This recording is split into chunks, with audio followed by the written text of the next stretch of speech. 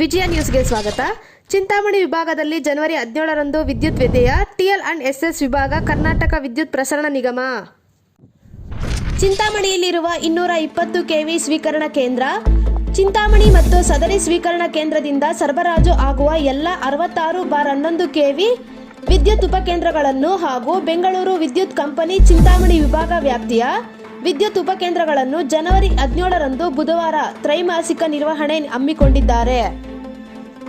ಅದರಿಂದ ಸದರಿ ಪ್ರದೇಶಗಳಲ್ಲಿ ವಿದ್ಯುತ್ ವ್ಯತ್ಯಯ ಆಗಲಿದ್ದು, ಗ್ರಾಹಕರು ಸಹಕರಿಸಬೇಕಾಗಿ ಬೆಸ್ಕಾಂ ಹಿರಿಯ ಅಧಿಕಾರಿಗಳು ಪ್ರಕಟಣೆಯಲ್ಲಿ ತಿಳಿಸಿದ್ದಾರೆ.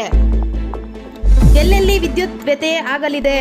ಶ್ರೀನಿವಾಸಪುರ, ಶಿಡ್ಲಘಟ್ಟ, ಏನಿಗದಳ, ತಾಡ್ಗೋಲ್ ಕ್ರಾಸ್, ಸೋಮಾರ್ಜಲಹಳ್ಳಿ, ರಾಯಲಪಾಡು, ಚಿಂತಾಮಣಿ, ಗುರುಡುಗುಂಟೆ, ಬೇತಮಂಗಲ, ಗಂಜಗುಂಟೆ, ದಿಬ್ಬುರಹಳ್ಳಿ, ವೈಹುಣಸೇನಹಳ್ಳಿ, ಸಾದಲಿ, ಮೇಲೂರು, ಇರ್ಗಂಪಲ್ಲಿ ಹಾಗೂ ಸುತ್ತಮುತ್ತಲಿನ ವ್ಯತ್ಯಯ ಆಗಲಿದೆ ಎಂದು ನಿಗಮದ ಕಾರ್ಯನಿರ್ವಾಹಕ ಇಂಜಿನಿಯರಿಂಗ್ ಕೆ ಶ್ರೀನಾಥ್ ತಿಳಿಸಿದ್ದಾರೆ. ವಿಜಯ ನ್ಯೂಸ್, ಚಿಂತಾಮಣಿ.